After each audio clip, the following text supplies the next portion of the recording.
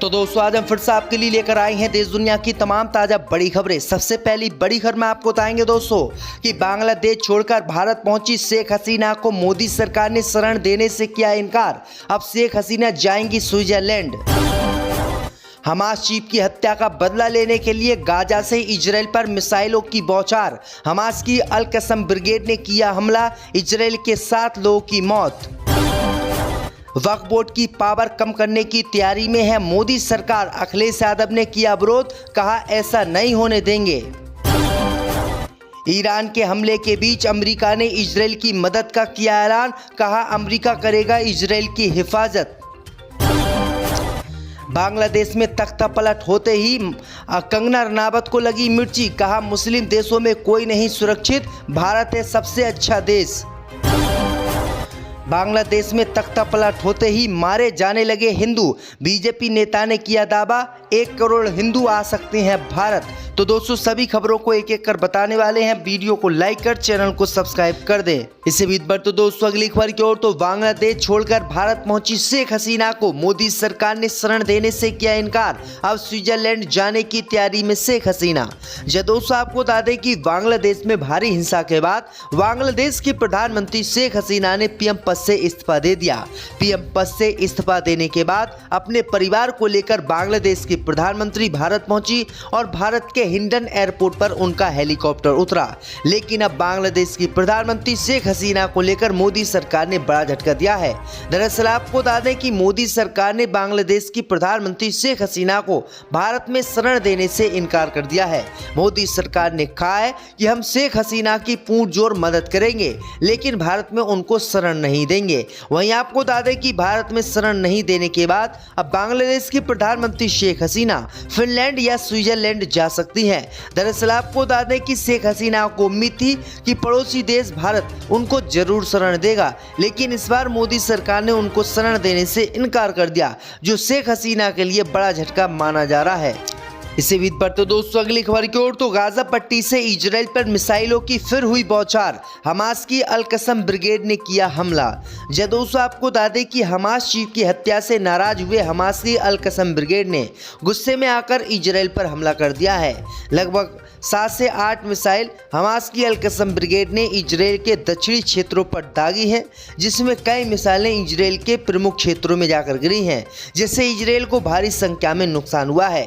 दूसरी तरफ ईरान ने भी साफ शब्दों में कह दिया है कि वह 1-2 दिन में इजराइल पर हमला करेगा और किसी भी कीमत पर पीछे नहीं हटेगा, चाहे युद्ध हो जाए। इसी बीच पर तो दोस्तों अगली खबर की ओर, तो बांग्लादेश में तख्ता पलट होते ही मारे जाने लगे हिंदू, बीजेपी नेता ने किया दावा।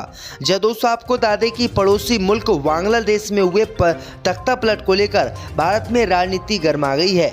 बीजेपी नेता अजय आलोक ने इसको लेकर भारत में बड़ी बातें कही हैं। उन्होंने कहा है कि बांग्लादेश में इस्लामिक तख्ता पलट होते ही हिंदुओं को मारे जाने लगा है, उनके घरों को जलाया जा रहा है और उनके घरों में प्रदर्शनकारी घुस रहे हैं। वहीं बीजेपी नेता ने दावा किया है कि अगर हम हिंदू भारत में नहीं चेते तो 20 से 30 साल बाद ये भारत पर कब्जा कर लेंगे और भारत के हिंदुओं को मार पीट कर बाहर निकालेंगे, इसलिए धर्मांतरण कानून बहुत जरूरी है। वहीं आपको बता दें कि दूसरी तरफ बीजेपी नेता अजय आलोक ने कहा कि फिलिस्तीन के मुसलमानों पर खुल के दर्द छलकाने वाली प्रियंका गांधी और असदुद्दीन ओवैसी अब बांग्लादेश के हिंदुओं पर मौन व्रत धारण करे हुए हैं।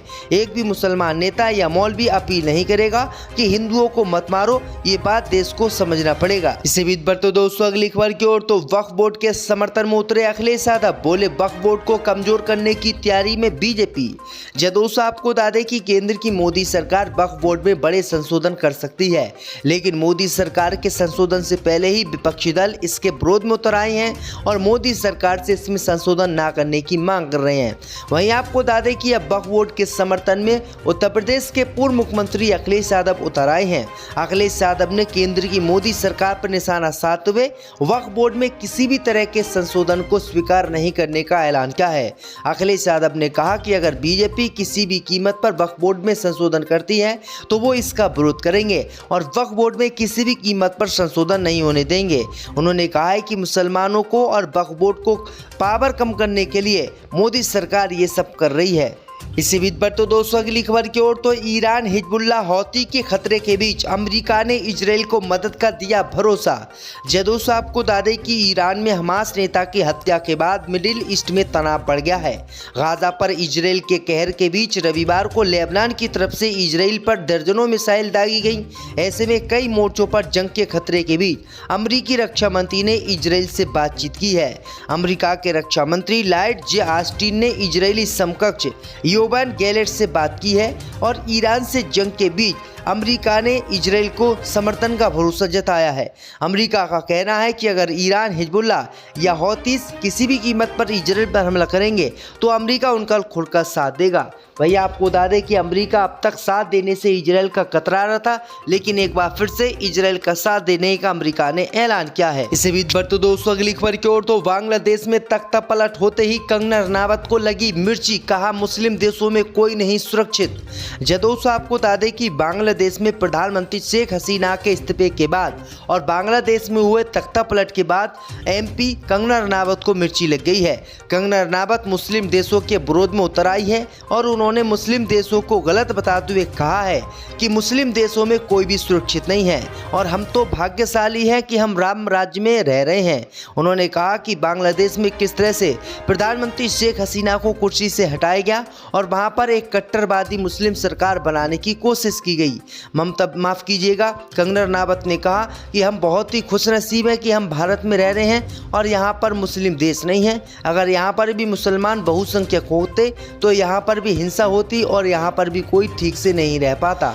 इसी बीच पर तो दोस्तों अगली खबर की ओर तो वक्फ बोर्ड पर अजीत पवार बढ़ाने वाले हैं बीजेपी की टेंशन। प्रफुल्ल पटेल बोले हम सेकुलर पार्टी हैं, किसी भी कीमत पर मोदी सरकार का नहीं देंगे साथ। दोस्तों आपको बता दें कि वक्फ बोर्ड की शक्तियों को सीमित करने के लिए केंद्र की मोदी सरकार विधेयक पेश करना चाहती है। इसको लेकर अब महाराष्ट्र में अजीत पवार गुट के नेता प्रफुल्ल पटेल की प्रतिक्रिया सामने आई है। उन्होंने कहा कि जब बिल आएगा तब हमारा स्टैंड रखेंगे। हम सेकुलर पार्टी के रूप में बीजेपी के गठबंधन में काम कर रहे हैं। प्रफुल्ल पटेल ने आगे कहा कि वह हमेशा अपना मत रखते आए हैं। कांवड़ यात्रा को लेकर भी उन्होंने उत्तर प्रदेश की योगी सरकार के फैसले का विरोध किया था और कहा था कि योगी सरकार को ये निर्णय वापस लेना चाहिए। ऐसे में ये अजीत पवार के लिए मुश्किल की घड़ी हो सकती है, क्योंकि महाराष्ट्र में उनकी पार्टी बीजेपी के साथ गठबंधन में चल रही है। अगर वक्फ बोर्ड में कोई गलत संशोधन मोदी सरकार करती है तो अजीत पवार की पार्टी इसका विरोध करेगी। इसी बीच पर तो दोस्तों अगली खबर की ओर तो बांग्लादेश में तख्ता पलट होते ही ममता बनर्जी ने बीजेपी पर साधा निशाना। दोस्तों आपको बता दें कि बांग्लादेश में हुए तख्ता पलट पर पश्चिम बंगाल की मुख्यमंत्री ममता बनर्जी ने प्रतिक्रिया दी है। ममता बनर्जी ने कहा कि भारत सरकार इस मुद्दे पर फैसला करेगी कि इससे कैसे निपटा जाए। उन्होंने सभी राजनीतिक दलों से अपील की है कि वे भड़काऊ टिप्पणियां करने से बचें जो बंगाल या देश में शांति को बाधित कर सकती है। ममता बनर्जी ने कुछ बीजेपी नेताओं पर गंभीर आरोप लगाए हैं। ममता बनर्जी ने कहा कि बीजेपी के कुछ नेता पहले ही इस पर टिप्पणी कर चुके हैं, ऐसा नहीं किया जाना चाहिए। उन्होंने सांप्रदायिक सौहार्द बनाए रखने की अपील करते हुए कहा है कि बंगाल के लोगों को किसी भी कीमत पर हिंसा नहीं भड़कानी चाहिए। ममता बनर्जी शुरू से ही बांग्लादेशियों के समर्थन में रही हैं। ममता बनर्जी ने पहले ही दावा किया था कि कोई बांग्लादेशी अगर बंगाल आना चाहता है तो वो उसका स्वागत करेंगी और उसको यहाँ पर रखेंगी।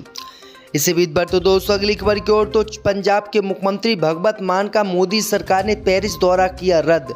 दोस्तों आपको बता दें कि पेरिस ओलंपिक 2024 में भारतीय पुरुष हॉकी टीम ने ब्रिटेन पर जीत हासिल कर सेमीफाइनल में जगह बना ली। टीम जब क्वार्टर फाइनल में पहुंची तो खिलाड़ियों का हौसला बढ़ाने के लिए पंजाब के मुख्यमंत्री भगवंत मान सिंह पेरिस जाने वाले थे, लेकिन केंद्र की मोदी सरकार ने उनके विदेश दौरे को मंजूरी नहीं दी है, जिस कारण वो फ्रांस नहीं जा सके। ऐसे में सवाल उठता है कि कब कब मुख्यमंत्री को विदेश जाने से रोका जा सकता है। दरअसल आपको बता दें कि भगवंत मान 3 से 9 अगस्त तक पेरिस जाना चाहते थे। उन्होंने तर्क दिया कि पंजाब के 19 खिलाड़ी ओलंपिक में हैं, इस नाते वहां जाकर उनका हौसला बढ़ाया जाना उनकी ड्यूटी है। मंजूरी नहीं मिलने पर सीएम मान ने कहा कि पंजाब के साथ सौतेला व्यवहार हो रहा है। रिपोर्ट के मुताबिक सुरक्षा कारणों का हवाला देकर केंद्र की मोदी सरकार ने उनकी विदेश यात्रा को मंजूरी नहीं दी है। इस बीच पर तो दोस्तों अगली खबर की ओर तो मौलाना साजिद रशीदी का विवादित बयान, बोले वक्फ बोर्ड को छेड़ा तो मुसलमान सड़कों पर उतर जाएंगे। दोस्तों आपको बता दें कि मौलाना साजिद रशीदी ने एक बार फिर से विवादित बयान देकर भाजपा की चिंता बढ़ा दी है। उन्होंने चेतावनी दी है कि अगर भारतीय सरकार वक्फ एक्ट में कोई बदलाव करती है तो हिंदुस्तान का मुसलमान सड़कों पर उतर जाएगा और इससे देश बंटवारे के कगार पर पहुंच सकता है। मौलाना रशीदी का ये बयान धार्मिक और राजनीतिक नेताओं के बीच चर्चा का विषय बन गया है और इससे राष्ट्रीय सुरक्षा पर भी सवाल उठ रहे हैं। दरअसल आपको बता दें कि केंद्र की मोदी सरकार वक्फ बोर्ड में संशोधन करने की तैयारी में है, क्योंकि मोदी सरकार को लग रहा है कि वक्फ बोर्ड की संपत्ति पूरे देश में तीसरे नंबर पर है और तीसरे नंबर पर सबसे ज़्यादा है।